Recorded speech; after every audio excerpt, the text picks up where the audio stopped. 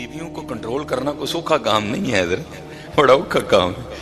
तुम अपनी घर वाली को कह रहा था हुजूर नबी अलैहिस्सलाम महबूब हैं खुदा के, जमीनो जमा तुम्हारे लिए है, मकीनो मकान हमारे यहाँ, उठे भी वहां, सारा कुछ है ही हुजूर नबी अलैहिस्सलाम की। लेकिन हुजूर फिर भी अल्लाह के हुजूर क्या दुआ कर रहे हैं, या अल्लाह मुझे इतना दे कि एक रात खाऊं और तेरा शुक्र अदा करूं, और एक रात भूखा रहूं और सब्र करूं। बताया करो अपने बच्चों को कि हमारे आका करीम अलैहिस्सलाम ये जनाब खाना खाना खाना खाना बस नहीं, हजरत हमारे नबी अलैहिस्सलाम का तरीका खाना नहीं था, उनका तरीका खिलाना था। और ईद कुर्बान आ रही है हजरत, बड़े बड़े कलेजे पैदा करो।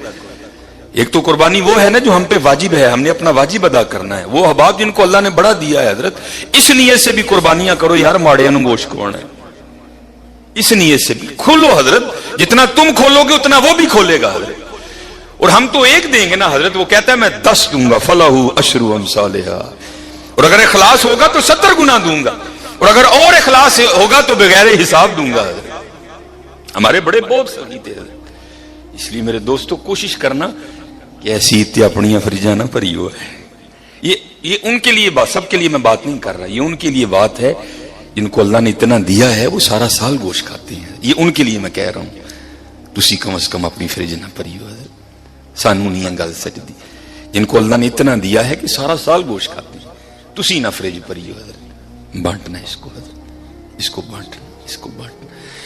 अगर आप बाजार में गोश्त लेने जाएं तो पता है आपको छोटे गोश्त का क्या रेट है, 1200 रुपए किलो, और अगर बड़ा गोश्त लेने जाएं तो उसका क्या रेट है, 500, 550, बाज़ जगह 600 भी बिक रहा है। ये तो बहुत रेट है ना हजरत। मैं आपको इससे भी नीचे लेवल की बात सुनाता हूं, आगे के लोगों के हालात क्या हैं। ये तकरीबन आज से 2 या 3 साल पहले की बात है, यूएमटी में ना बच्चों ने रबीउल अव्वल शरीफ के हवाले से प्रोग्राम रखा, तो उसमें उन्होंने मुझे गुफ्तगू के लिए दावत दी हजरत। मैं पहली बार तब यूएमटी गया, पहली या दूसरी बार शायद मैं गया। तो जब मैं लेक्चर दे के बाहर निकला, क्योंकि हजरत आप तो सादे लोग सामाईन हैं, वहां पीएचडी स्कॉलर बैठे थे सारे, वहां गुफ्तगू की, गुफ्तगू बड़ी पसंद की गई। मैं तो हवाओं में उड़ रहा था, लेकिन कुर्बान जाऊं उसको भी नीचे फेंकना आता है बंदे को, उसको फेंकना आता है नीचे है। मैं लेके ना बाहर निकला, सामने दुकान से मैंने कुछ लेना था, मुझे नहीं याद मैंने क्या लेना था। तो आपको पता है आप आगे आए तो ये फ्रूट की रेड़ियां लगी हैं। अब आप भी अभी भी आप चले जाए ना तो आजकल आपको ये फ्रूट की रेड़ियां आमों से लदी मिलेंगी, या आपको आड़ू मिलेगा। लेकिन जब सर्दी आती है तो थोड़ा मेन्यू बदल जाता है, तब आपको रेड़ियों पे क्या मिलेगा, आपको लाल रंग का काला कुल्लू सेब मिलेगा जिसका रेट क्या होता है 180, 200, 210, 220 यहां तक हो जाता है। छोटा गोश्त कितना है 1200, काला कुल्लू कितने का है 180 रुपए किलो। अब मैं अपनी दुनिया में था हजरत, मैं आज यूएमटी में लेक्चर देके आया, तो मेरे आगे आगे ना एक छोटे कद की औरत है, एक इधर बच्चा एक उधर बच्चा। उससे पहले उनकी क्या गुफ्तगू हुई मेरे इल्म में नहीं कि उन्होंने आपस में क्या गुफ्तगू की है, लेकिन जब मैं, क्योंकि मेरा थोड़ा कद लंबा है, पांव भी बड़े बड़े रख रहा था, मैं उनके करीब आ गया। जब उनके करीब आया तो तब ये आवाज मेरे कान में पड़ी, उससे पहले क्या गुफ्तगू हुई मैंने नहीं सुना।